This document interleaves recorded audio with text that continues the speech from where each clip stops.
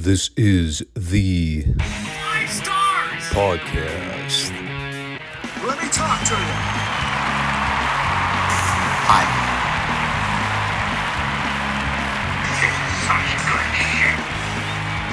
So, what do you guys want to talk about?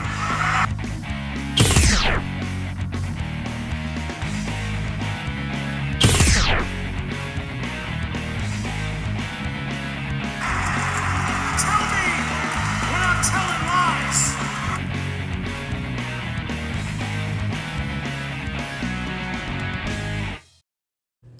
Thanks, guys. Back to you.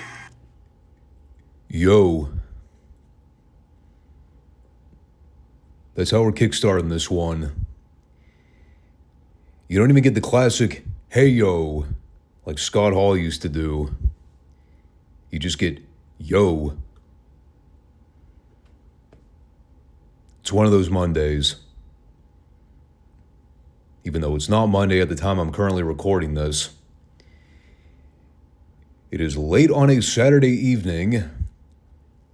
I've been up since 6 o'clock this morning. Barely had time to take a piss today, much less getting the opportunity to sit down and pre-record anything. But I knew we had a Big Four pay-per-view to cover this weekend. I also knew there was no way in hell I was going to be able to cover Retro Raw the following night. So let's just get that talking point out of the way now. There will be no Retro Raw recap this week. We're going to recap the WrestleMania pay-per-view, and that'll be all. In order for me to prioritize the Friday show for this coming week, I was going to have to drop the Raw report. So that'll be today's topic du jour.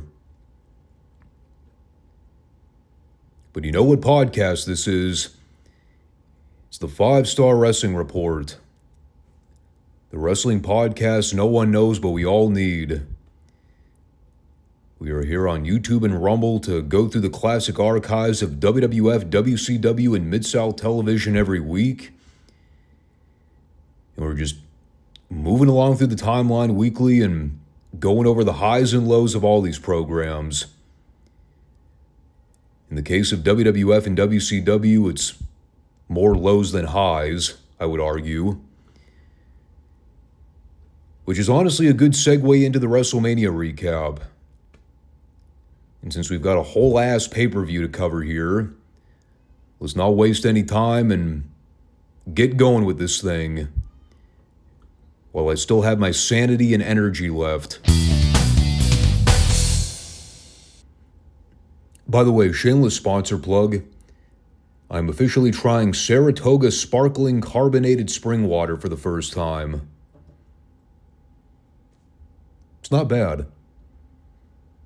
Although, isn't this the brand of water that went viral because that guy was constantly soaking his face in it? I guess that's part of that looks maxing thing. Anyway, just thought I would share that tidbit of pointless information. So I watched this entire thing on Friday night. It was the first time I watched all of WrestleMania 13 since, 1997. When I saw the pay-per-view live as a kid for the first time. And if you know anything about WrestleMania history, specifically as it pertains to this event, there's really only one match on this card that people ever talk about. Two, I guess, if you want to count the main event, which I don't, because I had virtually no actual memory of the Taker-Sid match, other than the fact that Taker won the belt. And there's a reason for all that. It's because outside the Bret Austin submission match, this show is virtually skippable. Or, I guess a better way to put it is, you can pretty much overlook the remainder of the card because nothing else had any substantial impact. Which is kind of sad when you figure that it's WrestleMania. I mean, this is supposed to be the granddaddy of all wrestling events. And WrestleMania 13 just wasn't one of those shows. And there is a lot that fed into that being the case. You know, we've gone over the timeline of how screwed up things got between the fallout to the Royal Rumble to where we are now. Shawn vacating the belt on Raw, basically throwing their entire main event picture into disarray because they had to completely revamp the original plans. But between that and the simple fact that the undercard for this thing was really underwhelming, without the Bret Austin match, I mean, this might have ranked among the worst WrestleManias of all time. Would it have been worse than 9 or 11? Certainly in the running. Although I still think 11 is far, far worse. But I'll do my best to keep the excitement level up. At the same time, I don't really want to dwell on the bad shit because a lot of it wasn't even entertaining enough to belabor. It was just boring and or completely fruitless. Take, for example, the opening four-way on the card.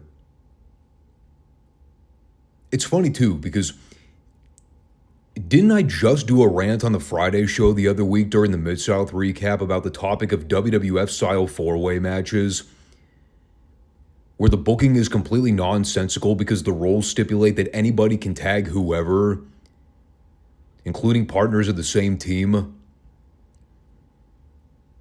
So tag team partners could somehow be put in circumstances where they would have to wrestle one another, even though there's no situation in which that would make sense to do.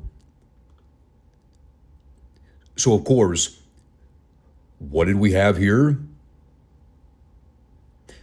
Well, we had a situation where two tag partners were forced to wrestle one another. I guess I should mention who was a part of this random tag team four-way. It's the Godwins versus the Headbangers versus Furnace and LaFawn versus the New Blackjacks. Out of all the teams involved, the only team to get a pre-match interview were the Blackjacks, which would have seemed to indicate that Bradshaw and Wyndham were slated to go over here, if rational booking logic were being taken into account. No, instead they eliminated the Blackjacks first by disqualification. The only tag team that have been relatively decently featured on TV in the last month. Yeah, they got canned first. Oh, by the way, did I mention this show took place from the Rosemont Horizon Center? What was formerly known as the Rosemont Horizon Center and has since been renamed to something completely generic. I always love when they try to claim they're in Chicago whenever they run that venue. They're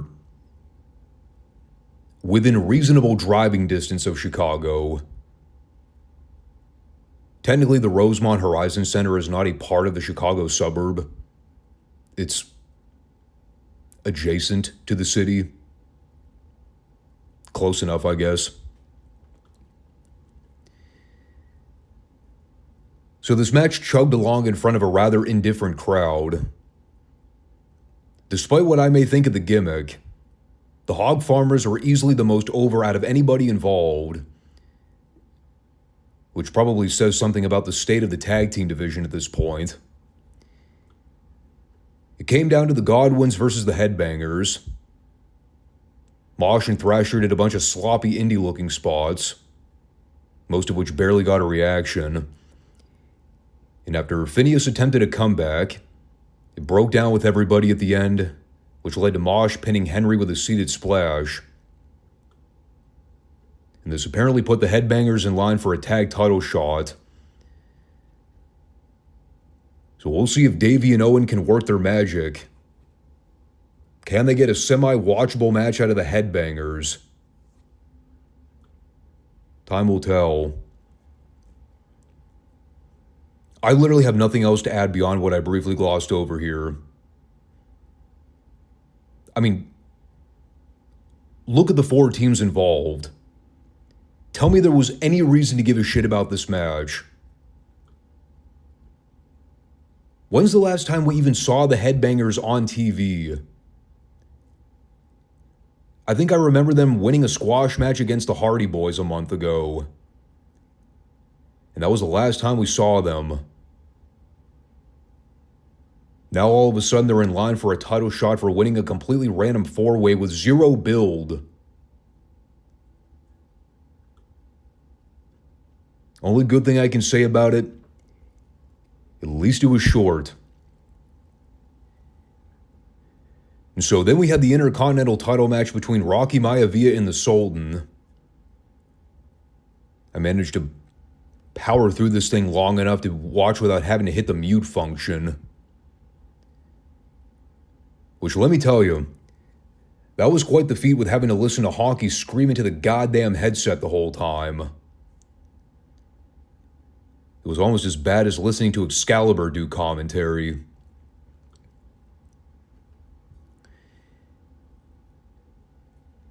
So here's what we had here.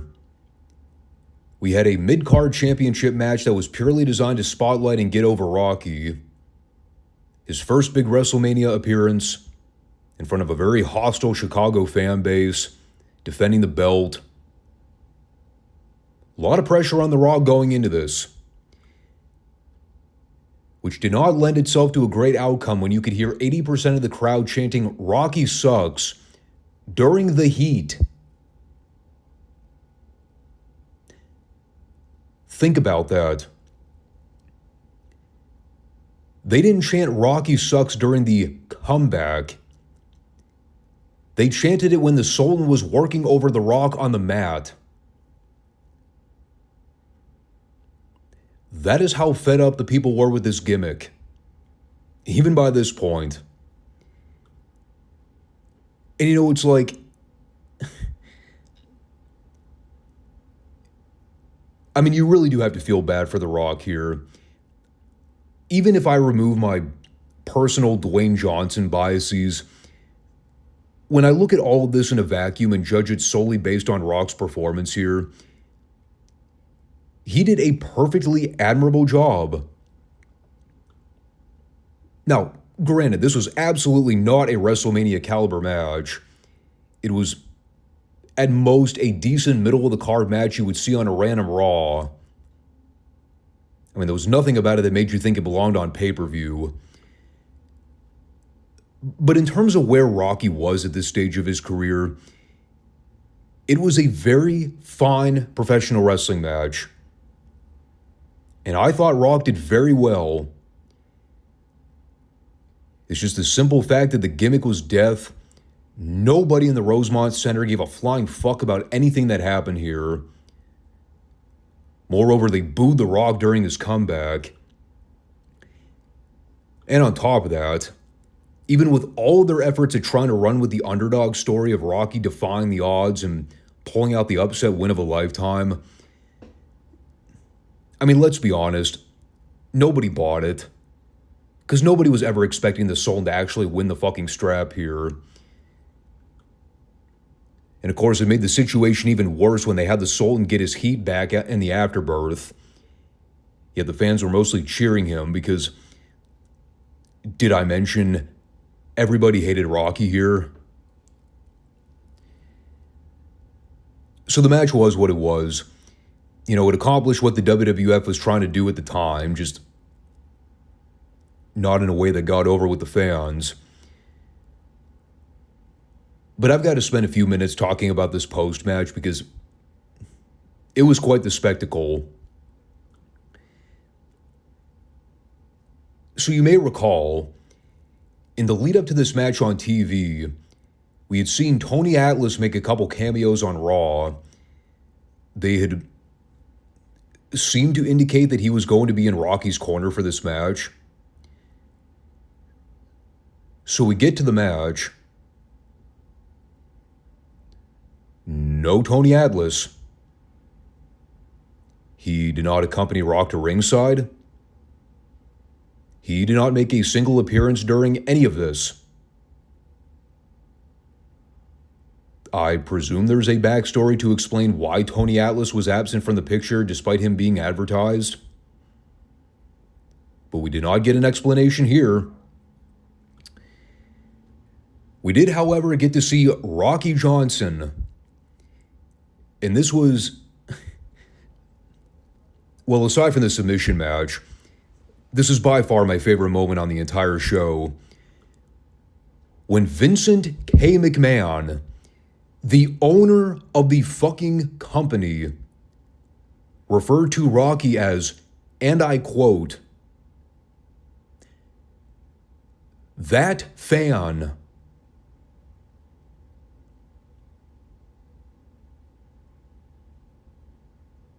Okay, let me elaborate.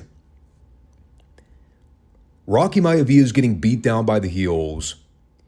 We then see Rocky Johnson hit the ring, which, mind you, it got a big pop from the Chicago crowd. They knew who Rocky Johnson was. Vince McMahon, I don't know if it was a brain fart. I don't know if he legitimately forgot what Rocky looked like. But it took him almost 10 full seconds to realize that it was Rocky Johnson hitting the ring to make the save. To the point where he outright said, "There's a fan in the ring."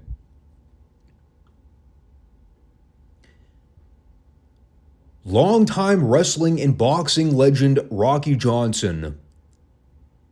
Famous actor Rocky Johnson. Father of Dwayne "The Rock" Johnson. Vince did not have a fucking clue who this guy was. He completely blanked.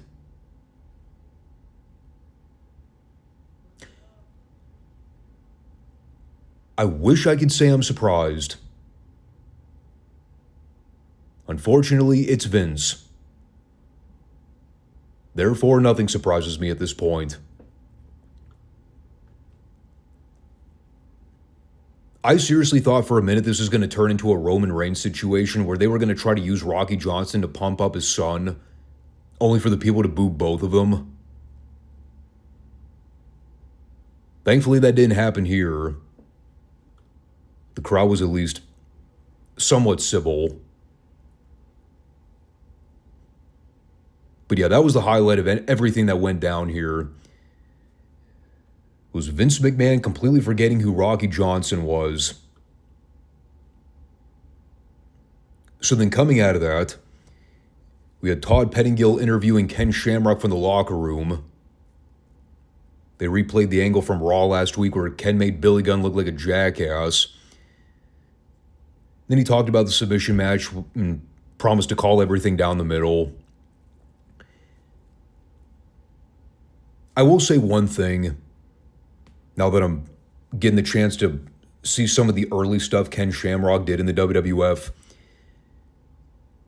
The white meat happy to be here babyface gimmick he was doing prior to Mania.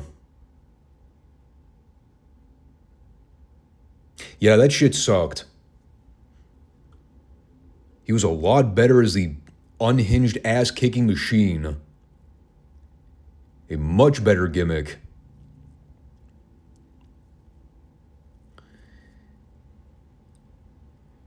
So that took us to Hunter Hearst Helmsley versus Goldust in their grudge match. At least I think it was a grudge match. I don't know. I was so distracted by the fact that Chyna's arms were bigger than Hunter's torso. I mean, the big theme here was them constantly putting the camera on Chyna so the commentators could talk about how masculine she looked. JR at one point, I believe, said she looked like Mr. Ed. Or Wilbur Snyder if she was flat-chested. It served as a reminder that at one point in time, you could publicly make fun of jacked up women like that and it it would not have been seen as culturally inappropriate. Because, well, factually, most women did not aspire to look like that back in the day. Nowadays, you see these bodybuilder, jacked up looking women all the time, and it's just kind of second nature. I always shake my head at it. I have no idea when the hell women thought that would be such an appealing look. To have the body of a grown adult man. It's so physically revolting to look at.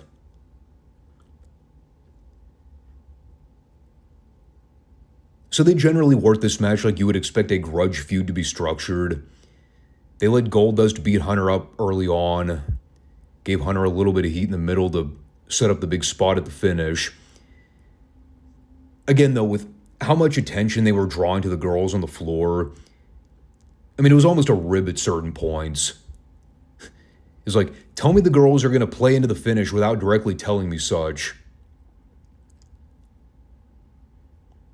There was one spot that I mildly popped for here. That was Goldust giving Hunter a hip attack when he tried to jump off the top rope.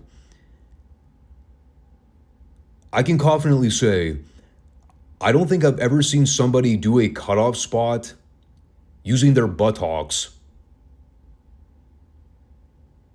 It was quite innovative. But aside from that, the rest of the match was relatively basic stuff.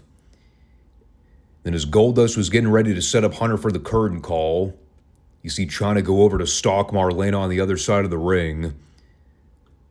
So that distracts Goldust so he can pull Marlena onto the apron to save her. Then Hunter gives Goldust the running knee from behind, which sends Marlena into Chyna's massive tree trunk arms.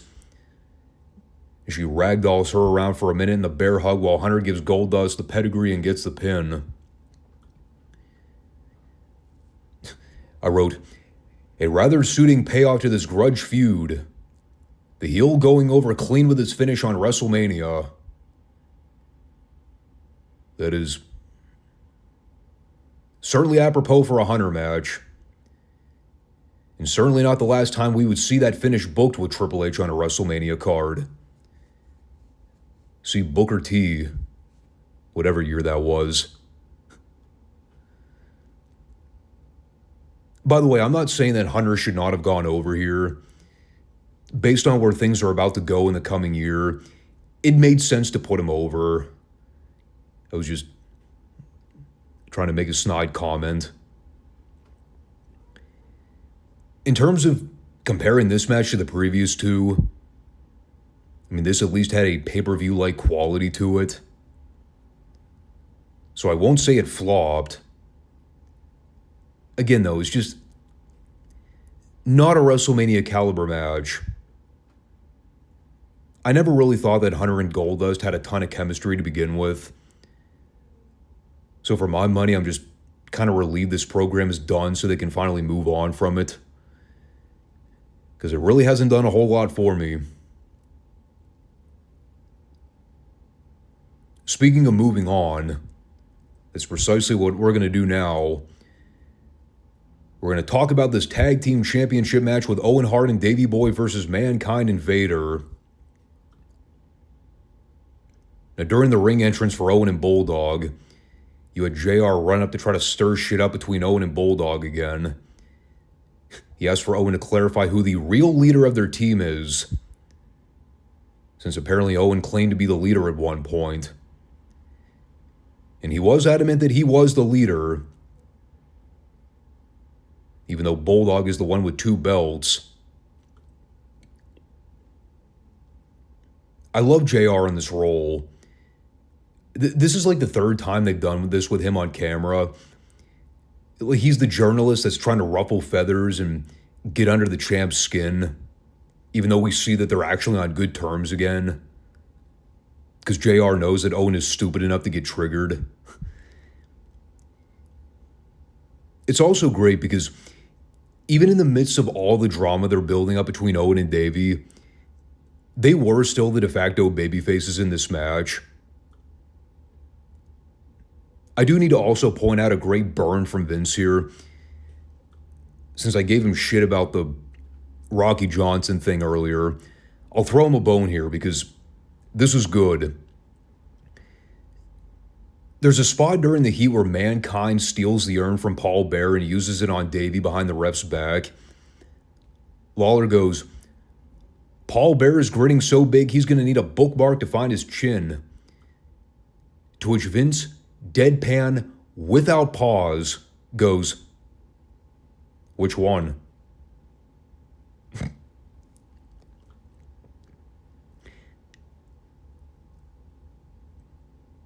Okay, I'll admit, that legitimately popped me. I, for one, usually don't get much enjoyment out of Vince's comedy bits. But that was good. He got me. It was harsh, but true.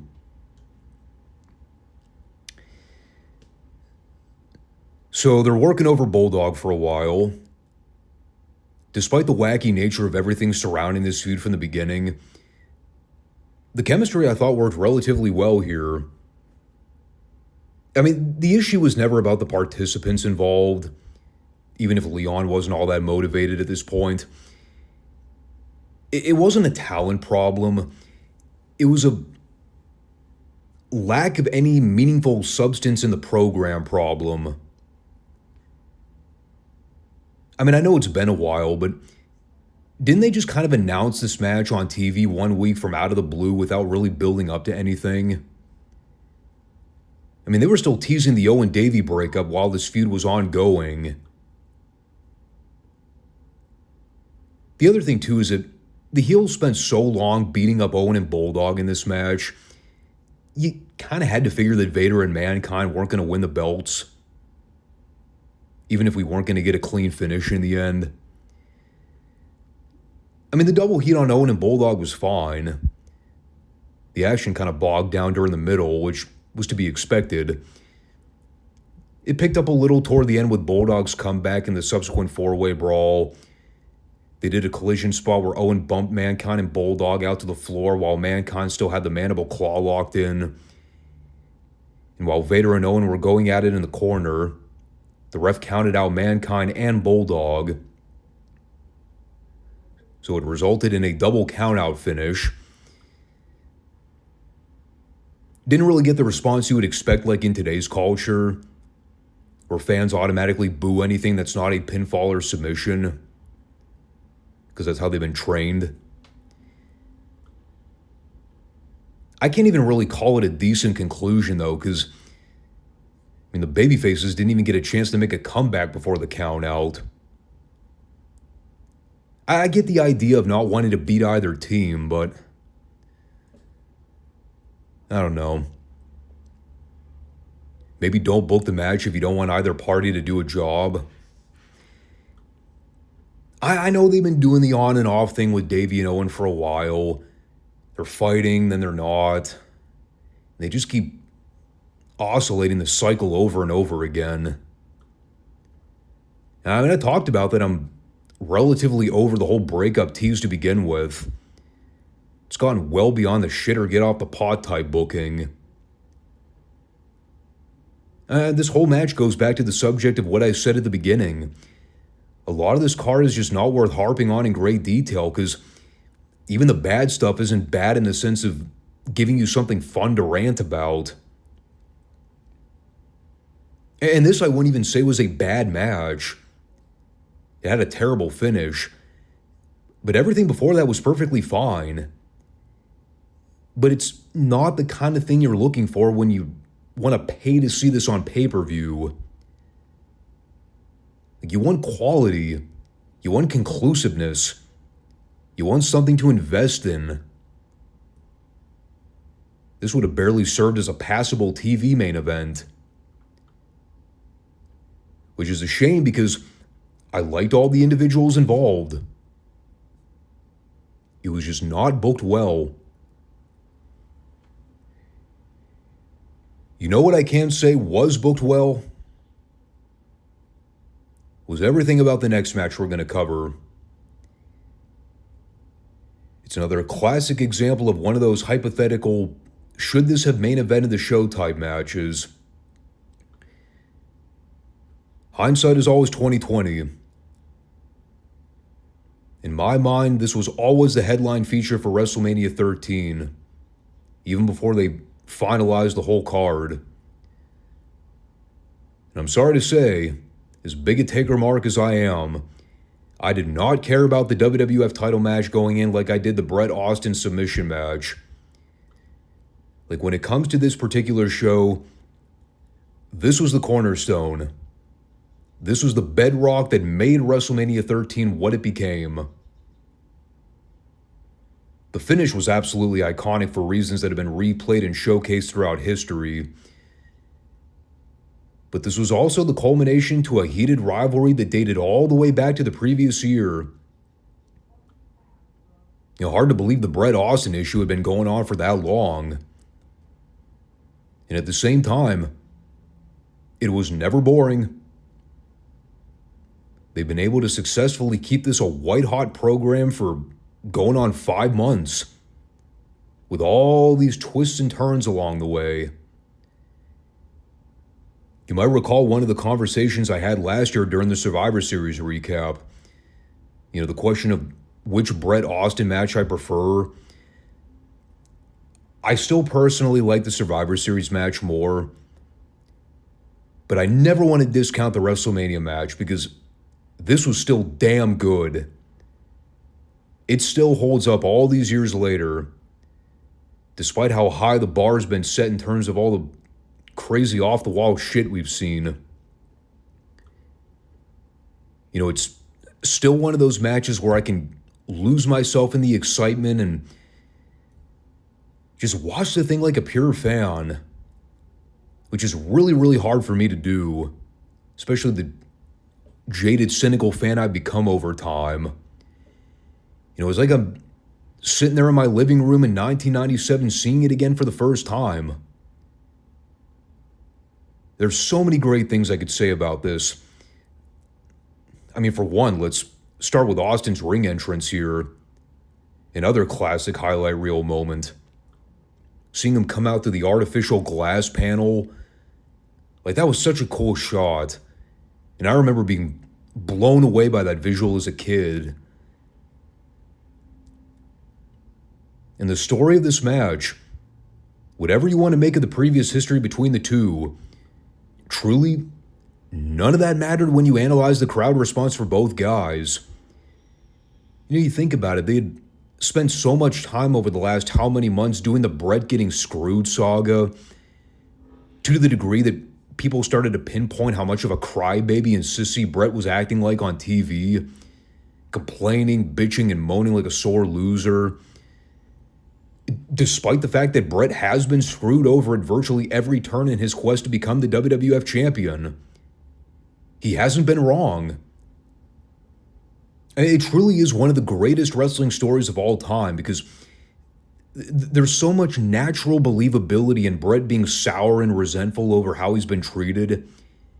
At the same time, the way he's been handling every situation, the outbursts, him basically telling the fans that he doesn't give a shit one way or the other how they think. And so what it's done over time is open up the door for people to start getting behind Austin that much more, which they had already been doing even before Bret was really showing any signs of a heel turn. But this really facilitated things that much more.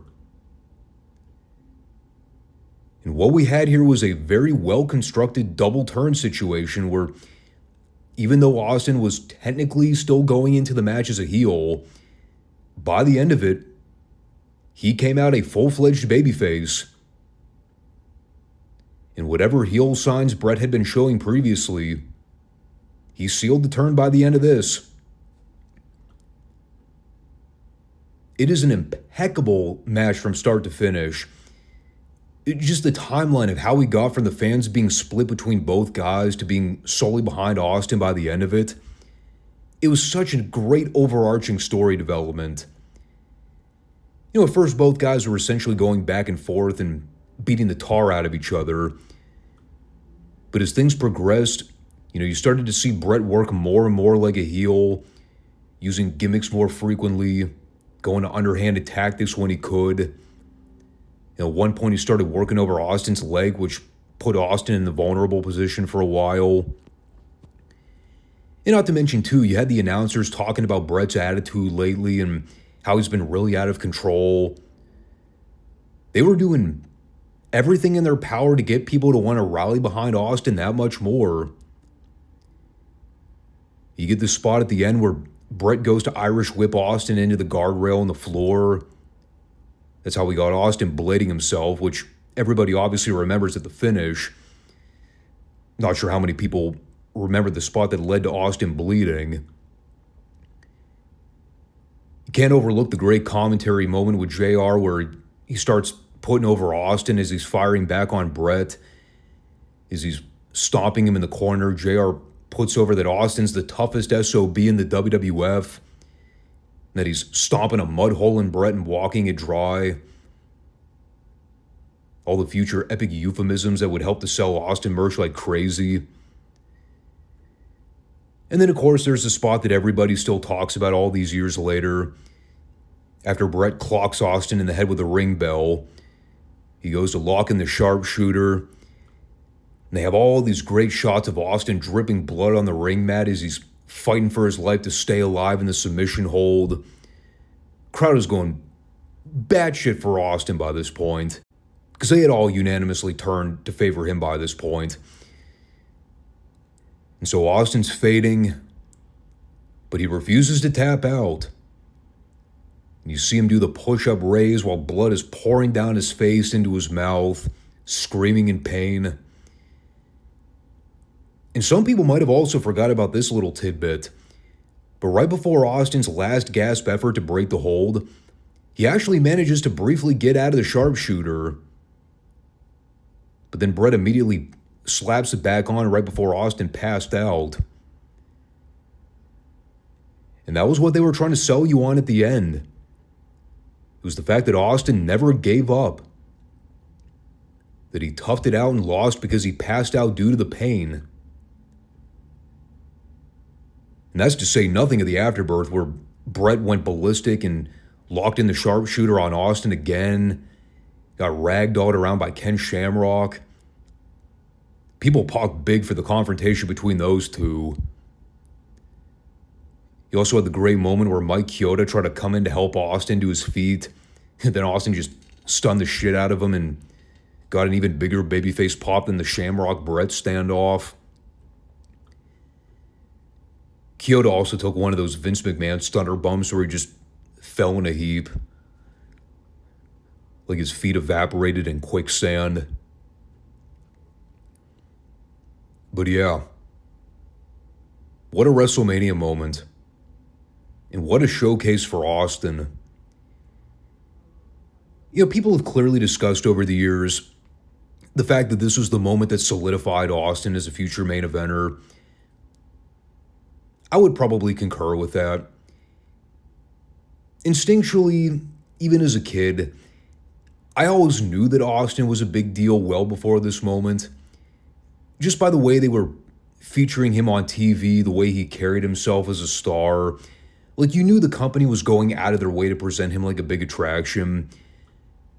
I mean, I could tell you that Austin was going to be a big star well before 1996 even concluded.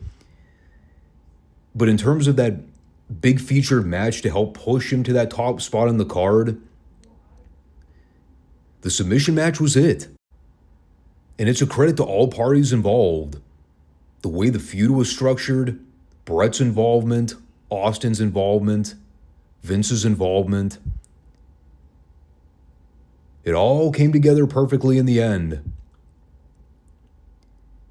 I mean, this is the kind of match that you can show to a non-wrestling fan and be proud about it. Even if they don't believe it and call it out for being fake, they could still recognize the issue and suspend their disbelief long enough to buy the idea that these two guys legitimately hated one another. And it's why the Bret-Austin feud is still among my all-time favorite wrestling rivalries. I mean, really, when I go back and see how this whole thing developed, I can't really poke that many holes in it. It was a very well-crafted, well-laid out, long-term wrestling storyline. And again, not a Bret Hart fan. Never proclaimed to be growing up. But that doesn't mean I can't acknowledge a classic rivalry when I see it. As much as I still enjoy the Bret Austin brother versus brother feud, I would probably argue the Bret Austin program was better, especially in terms of the business it generated. I mean, I could probably spend another hour talking about this if I wanted to. But we do have to get through 2 other matches on this thing, so let's try and knock those out as quickly as we can. The Chicago Street Fight with Ahmed Johnson and the Legion of Doom taking on the Nation. For the record, Road Warrior Ahmed, not buying it. He did not pull off the spiked shoulder pad look. By that logic, neither did Draws. But we haven't gotten there yet. I believe this match might have begun the trope/trend we see in modern day street fights, where they preset all the gimmicks and plunder around ringside before the match begins. And of course, it's all goofy stuff like spray-painted 2x4s and street signs and aluminum garbage cans. You can't really objectively call the action because it's a bunch of random hardcore spots with no rhyme or reason. You know, the problem is that, especially for this time, this type of match would consistently get over because it was nonstop, crazy, batshit, out-of-control pandemonium. So even if it wasn't my flavor per se, there was still a market for this type of hardcore action, especially with ECW's growing popularity. These days, it's so commonplace because you see it so often with lesser star power. So me trying to watch this through the lens of 2026 eyes, I am kind of numb to the whole street fight stipulation because it's been absolutely neutered as a gimmick concept. So I really couldn't get into this. There was a notable spot here where the Nation were seen trying to choke out Ahmed with a hangman's noose. Make of that as you wish.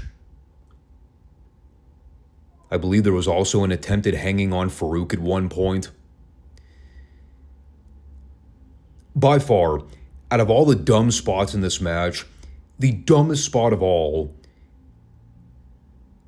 Animal yeeted Farouk off the top turnbuckle onto the outside padding.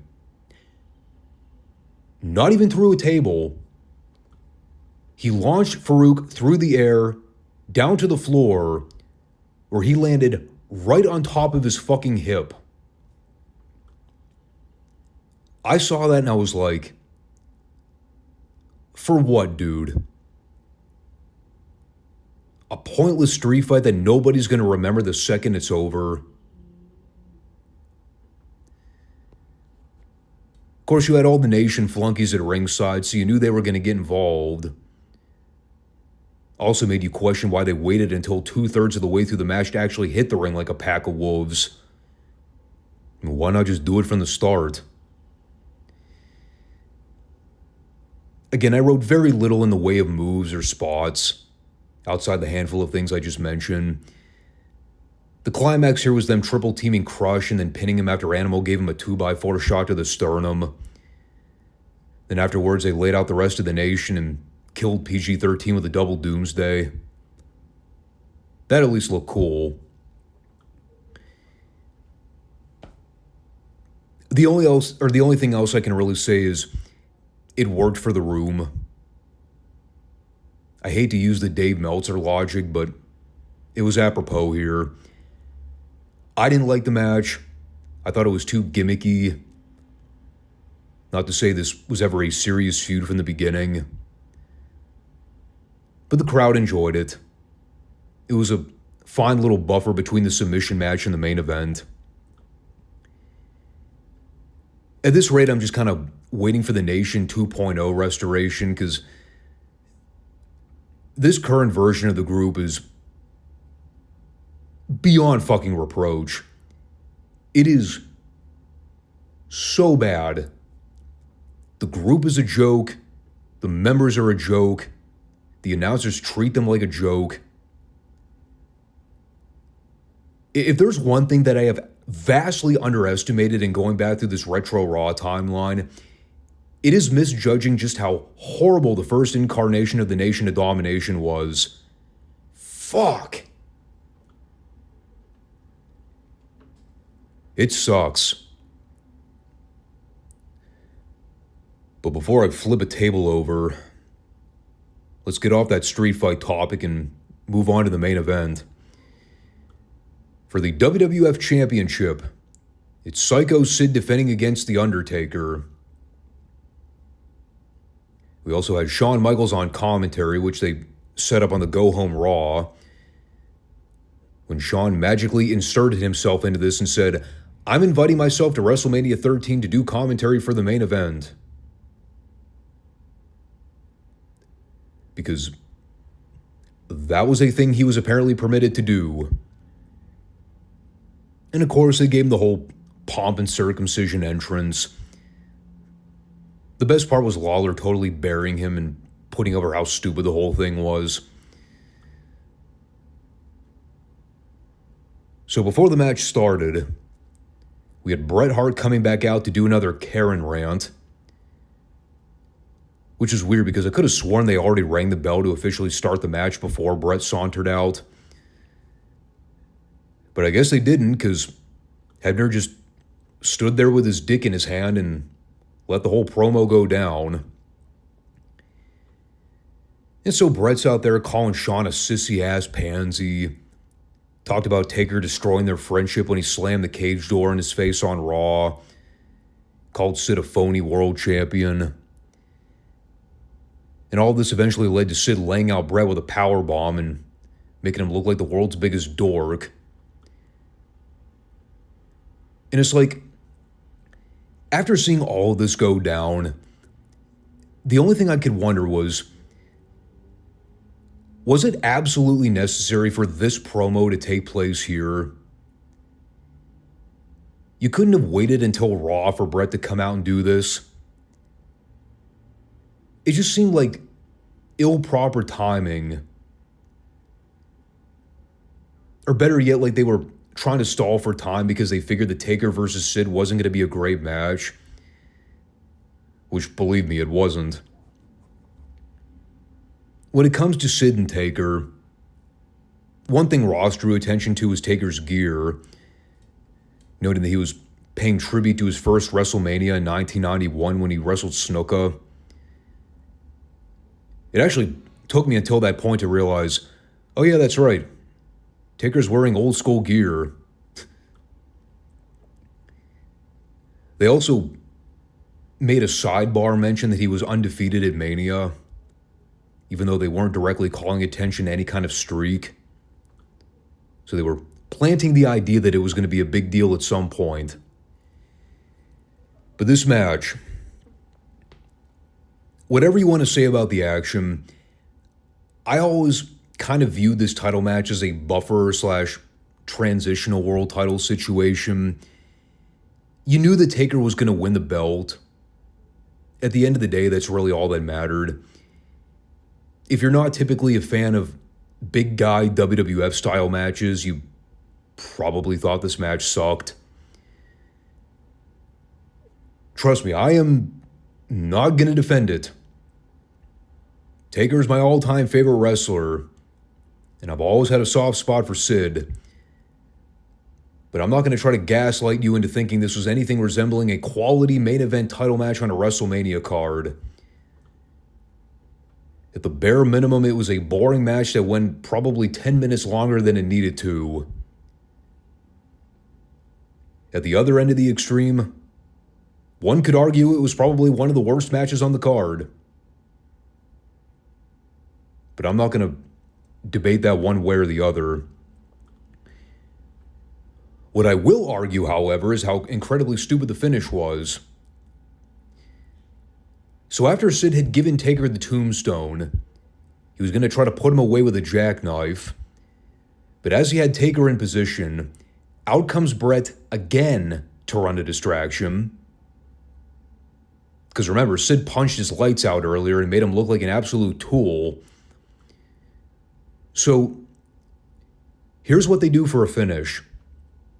Sid grabs Bret and starts clubbing him in the chest.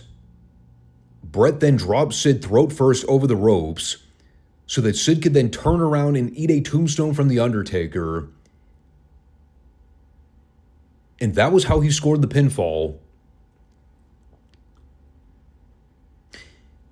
Now, mind you, all of this happened right in front of Earl Hebner. Did he call for the DQ? Well, why would he? That would have clearly been the sensible thing to do. I've also heard over the years that this was technically a no disqualification match. To which I ask, it was?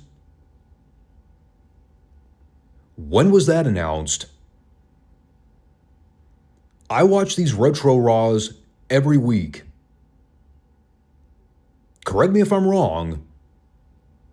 I think in the lead up to Mania 13, we missed one Retro Raw review. When did they ever announce that Sid versus Taker was no holds barred or no disqualification?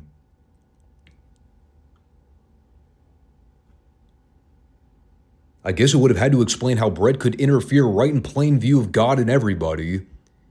Yet the match just kept going. I still always mark out for how Sid sold the tombstone at the finish. The way he just stiffened up like a board as Taker dropped him on his head. Like, that one's up there with William Regal in terms of all-time great ribs. What I thought was also strange, like even going back and seeing this match again for the first time in over 20 years, it was that they showed Taker celebrating with the title and doing the victory pose, but there was nothing in the way of afterbirth material with Shawn Michaels or Bret Hart. But particularly with Shawn, like he was literally just there to do commentary. I would have totally suspected he was going to get involved somehow. But I guess he was still selling that quote-unquote bum knee that Bret was making fun of him for, which he was totally in the right to do, because we all know that leg injury was bullshit. It was bullshit. And that's what it is. But I honestly don't know what else to say here. It was a lumbering big guy main event with a lot of bear hug spots. I mean, ultimately, the guy that should have gone over did win. Just not in a way that I would have recommended. It was definitely a bummer of a way to end the pay-per-view. You know, especially considering the high that everybody was still feeling coming out of that submission match. But it's why I keep reverting back to the talking point that when you omit the Bret Austin match from the card, the show really is not good. And it's tough because the WWF was doing a lot of things to shift the product around during this time. They were trying to figure out how to appeal to the more hardcore fan base. You know, they were looking to move away from the old Vince McMahon cartoon-style era of booking. And I think ultimately that's one of the core issues when I go back and look at WrestleMania 13. Even with everything they did right in the Bret Austin match, when you look at the full card, you still had the Hog Farmers, you still had the New Blackjacks, you still had Hunter Hearst Helmsley and Goldust, you still had Rocky Maivia and the Sultan. You had all these terrible, wacky undercard gimmicks that made you realize, yep, it's still the old WWF model. It's like Vince couldn't help himself. he still had to keep pumping out these bad gimmick ideas and giving them focal spotlight, even on the big fours. And this is mainly a byproduct of what happens when you only pay attention in the main event picture and leave everything else to pasture. I mean, they had done so much in getting over the issues with Austin, Bret, Taker, and Sid. It ultimately fell into one of those traps where nothing else was being prioritized. Mainly talking about the underneath stuff. And that's going to be something we see a lot more of through the coming year. Especially as Russo becomes more hands-on with anything not directly related to the main event. It's going to be a lot of shows where the top talent gets the majority of the attention, and then everything else becomes secondary by nature. But that was WrestleMania 13. It's in the can. We can officially say we've covered the nuts and bolts of it, and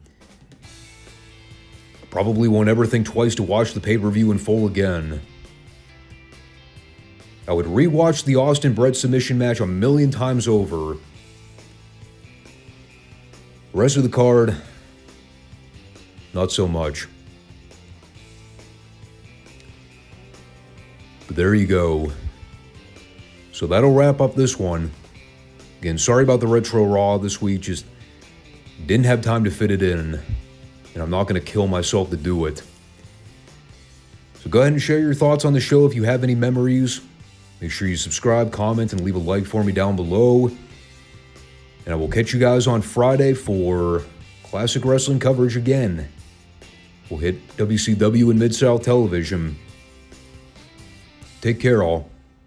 Peace out.